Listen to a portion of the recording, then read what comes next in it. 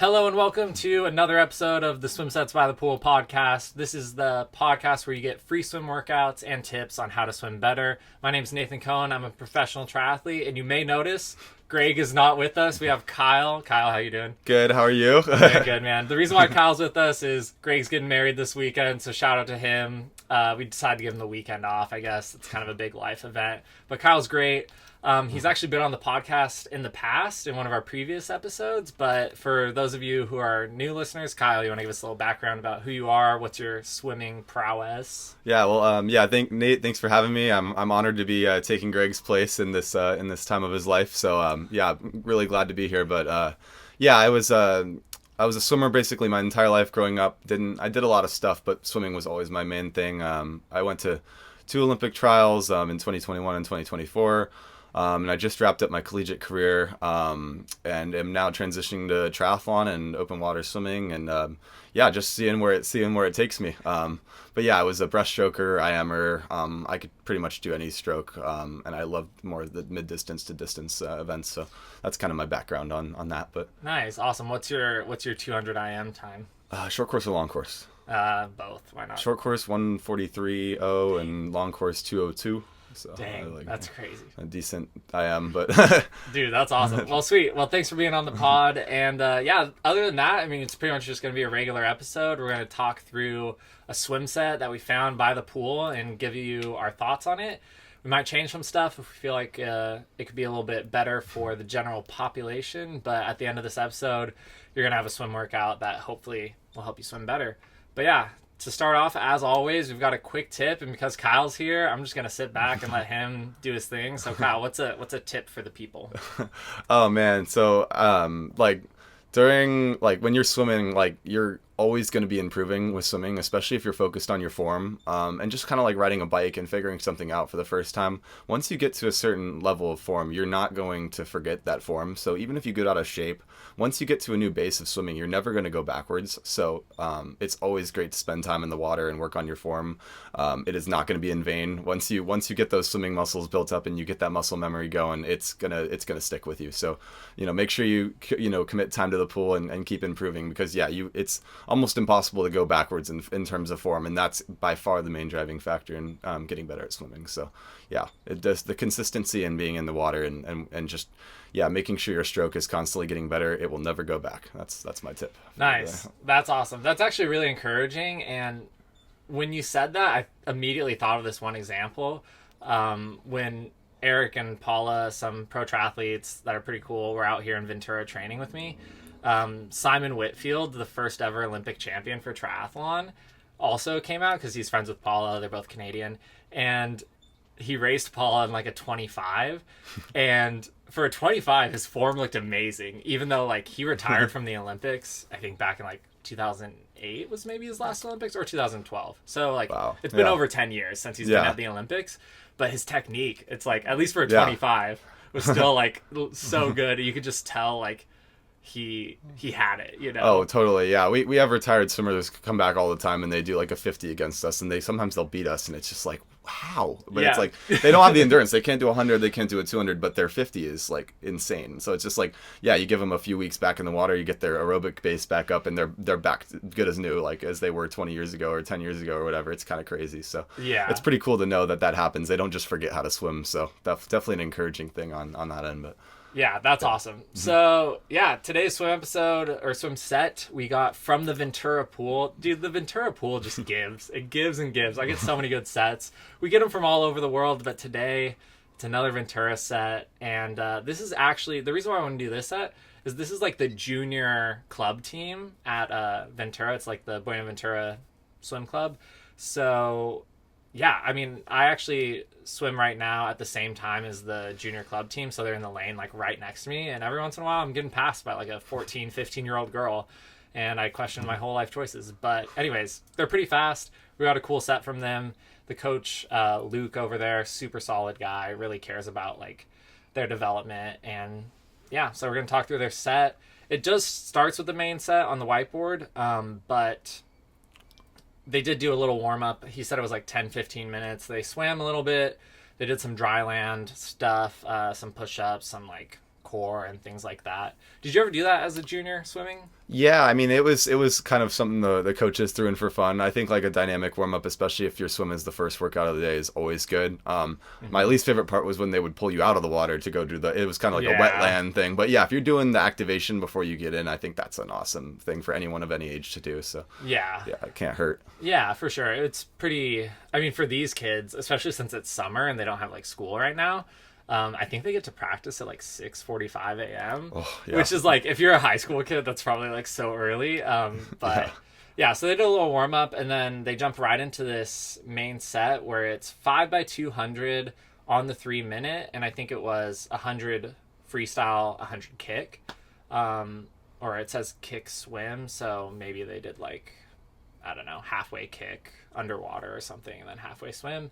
And then 10x100 on the 135, and it says IM order, which honestly I love doing 100 IMs long course because you like switch halfway in the middle of the pool, and I think it's pretty fun. But then you still get to practice that like back to breast turn, which I'm sure Kyle knows is pretty important, right? Oh yeah, at least if you're a triathlete, you don't need to know how to do that per se, but it's a cool thing to learn when you're building your base in swimming, especially if you're racing the IMs and stuff. So always nice to be able to get that wall there. But. Yeah, do you ever do 100 IMs long course? Once in a while, yeah, it's kind of fun. You get to you get to do the butterfly and you get to skip most of it because you're underwater. So then because I hate butterflies, so then the backstroke's longer, and the 100 IMs long course are fun. It would. I almost wish there was an event for that, but I'm sure it would be a nightmare trying to regulate that. Regulate it. Yeah. The cool thing about the Ventura pool, again, guys, if you come to Ventura, like swim at our pool, it's so nice. They actually have this nice little tiled white line exactly halfway at the bottom. Because I've swum at some long course pools, you just don't know where the middle is, And our pool, you know exactly where the middle is. We actually have a wire overhead too, exactly at the middle is. So if you're doing backstroke, you're like halfway, which is cool. But yeah, 100 IMs on 135, that would be hard for a lot of triathletes. Make. I mean, IM order is a little confusing too, because it's like, are they doing two 100s fly and then doing two 100s back, or are they doing the 100 IMs? So I'm assuming they're doing 100 IMs because it's 10. But yeah, that's not easy. I would be looking at my coach a little funny even now with that being written on there, but definitely good to get all those other little muscles built up too, and take a little break from freestyle sometimes. So yeah, for sure, I like that. And also, I mean, these kids, they're swimming pretty long sets, like they're swimmers, so their sets are probably like over 5K most days. But yeah, and they really want to be warm because they're jumping into a 1x200, and I asked him what red meant. It says red on the whiteboard, and he said that's like heart rate like 180, so like kind of threshold, like pretty high end effort. And then 2x100s on red on 130, and then 4x50 red on 50 seconds. So a decent amount of rest for most of these kids because they're pretty fast, but definitely not like a lot of rest. Like they're not just like hanging out chatting in between this. They're probably just like catching their breath, getting refocused. So yeah, what do you think about this first main set, Kyle? Yeah, it looks pretty cool. I mean, I'm glad they put the harder stuff kind of in the end there. I think that was definitely like seeing the intervals for the other part next after that. It looks like it's a really good like way to get them built into like getting kind of their like fully warming them up, because that first part's kind of good for like breaking in, and then that the red zone, the 1-200 and through the 450s, that's definitely gonna get you to the point where you're fully warmed up probably, but not, I wouldn't say exhausted at that point. You're starting to get tired, but you're at least warmed up, you're ready to go, you're kind of in the zone. So I think that's definitely like a great set to kind of slowly build you through. Yeah, because that's about 2,600 meters, which for a swimmer, 2,600 is just like, that's pretty comfortable. For a triathlete, this would be like a good main set. So like if you're a newer triathlete listening to this podcast, I would even say just cut it right there. Do that first part of the main set and then warm down.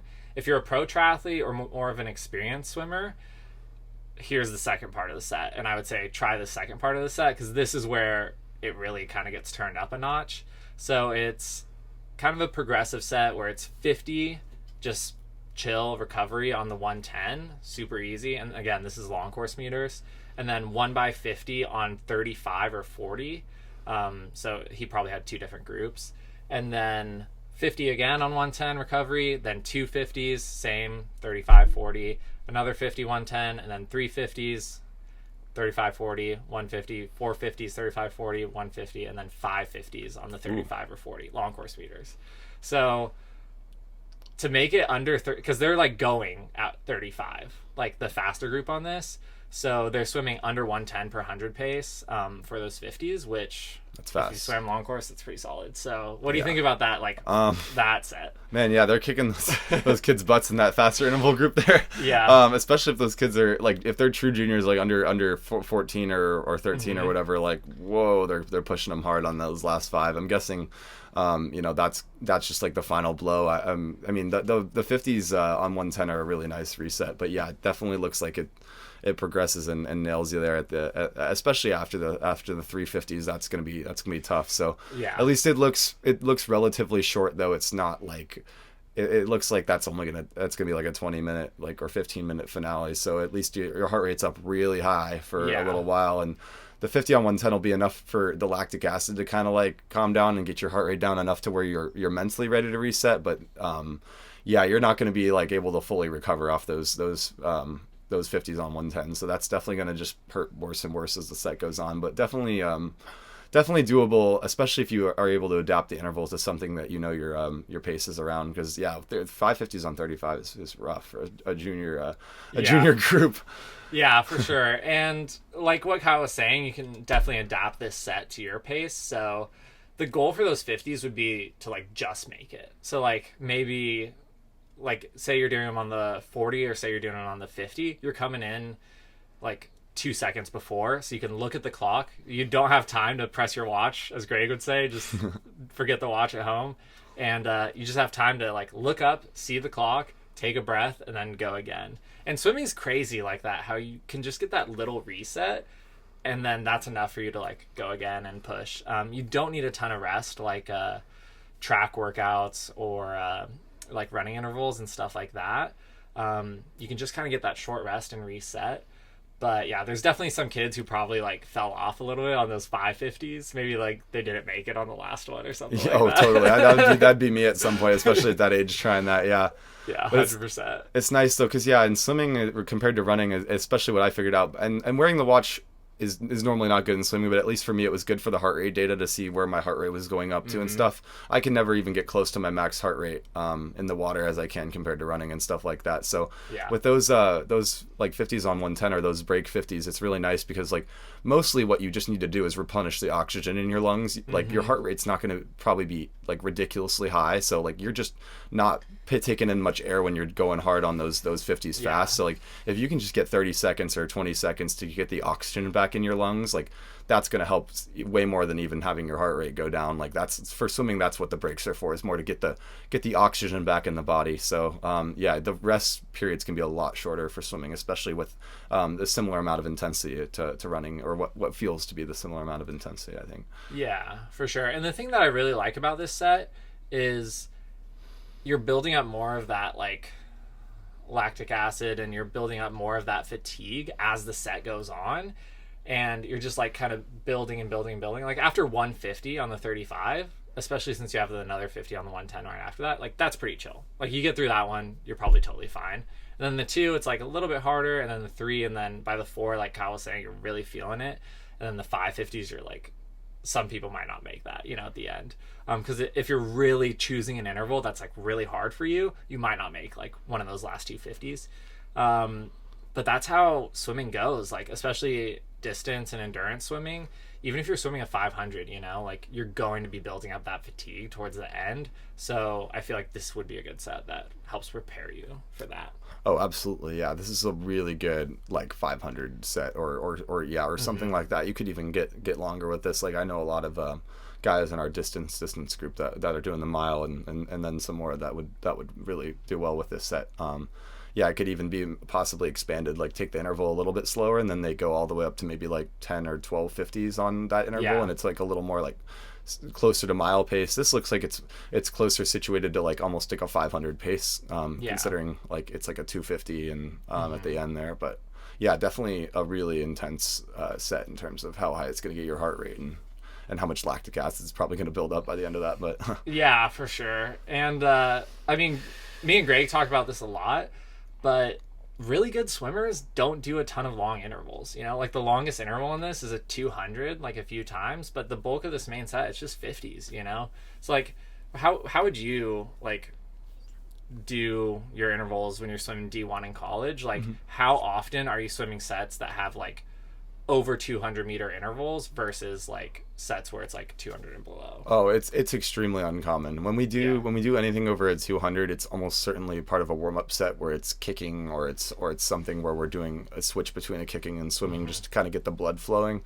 If something's over a 200 in a main set, it's all out and it's fast, and it's to train us for like say a 400 IM or something like that, and it's going to sting. Like the stop is pulled out very rarely, and it's when it is pulled out, like when you do see a 400 as part of a main set, it's going to be like pedal to the metal, like so.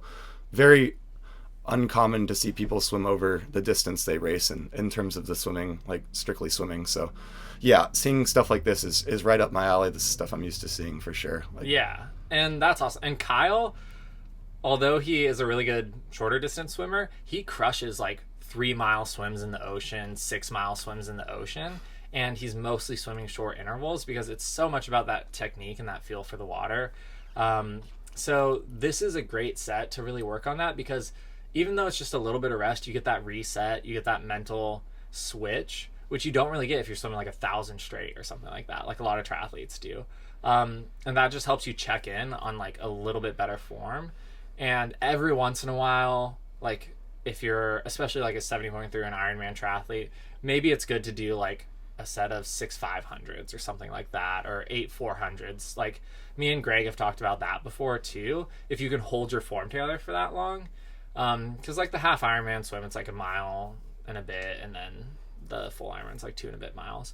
But most of the time you get a lot of benefit from some of these shorter intervals. But yeah, totally. And I think like there's we have people in our sprint group that would struggle to swim a really consistent 2.4 miles, but anyone doing sets like this could show up and crush a 2.4 mile swim even if they haven't swam 2.4 miles straight like in years. Like it would just work. Doing stuff like this, like eventually they would get more tired, and the stroke rate would maybe slow down, but like they're going to be very successful with this kind of training, even if you're doing the longest distances, because you're getting that heart rate up and you're feeling that lactic acid. So if anything, the 2.4 mile swim might actually feel easier than this in terms of like what you're doing. So I think it definitely is a really effective way to train, even for like the longer distance triathletes, but it's extremely effective for anyone doing a sprint and Olympic distance triathlons. Yeah, it's like it's so weird because naturally you think about like a lot of people will come from like a running background, because running is just so much easier of a sport to get into for some people. And it's like in your training, you're not running say you want to like get better at the 5K, you're not running a 5K all out every single day. If you're like, oh yeah, I'm trying to get better at the 5K, I just do a 5K all out every single day, people look at you and like anyone who knows anything about running would be like, that's a terrible way to train. Like you break it up, you do intervals, like you do some long aerobic like easy running, and then you do some short like sprints and strides and all this stuff. But then when it comes to swimming, a lot of people take that mindset, they're like, oh, I'm training for an Ironman, I guess I just need to swim 4K straight. But it's like, that's essentially almost the same effort you're going to be doing in the race, and that's just a silly way to train when you like take it one step further and really think about it. Yeah. So yeah, I mean, I'm not going to change anything about this set at all. Do you want to change anything? You think it's pretty good? I think it's great. Minus if you're a triathlete, those 10 100s on 135 IM order, that can definitely be modified. Take a little talk. Especially if it was intended for people to do like 100 fly or something. Like age group kids, they're so light, they're young, they can just crank. Their cadence is so high in the water, they can rip 200 flies like nothing, like just back to back to back. So like if that looks a little overwhelming, maybe do 1 IM 1 freestyle, 1 IM 1 freestyle or something, or that's like maybe you can rotate strokes, like do the first 2 do a 25 fly and the rest free, and then the next 2 you do a 20 you throw the 25 back in there. But find a way that's comfortable for you. If you really like IM and you need that switch up for the warm up, I think it's great. But if it's a little overwhelming, for sure, that would be the only part that I would be looking at there. But I think everything else, like, this is a beautiful set. Yeah, totally. That's actually a great tip.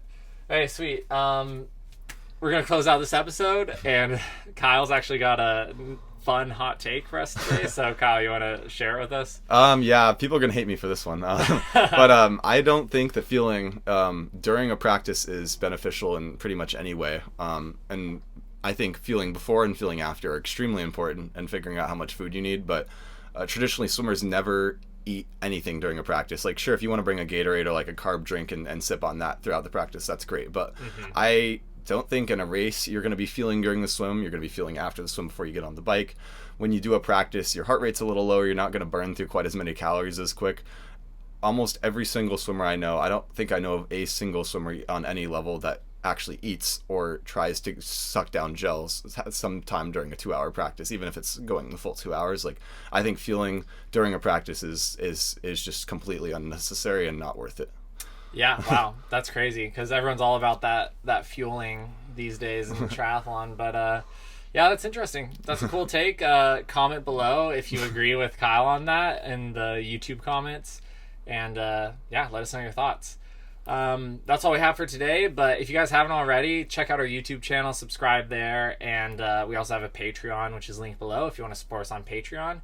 And yeah, I hope you enjoyed this episode. Listen to another one, get better at swimming, share it with your friends, and yeah, thanks Kyle for coming on. Yeah, Nate, thanks so much for having me. This was a blast, and yeah, I'm appreciative I was able to take over Greg's spot.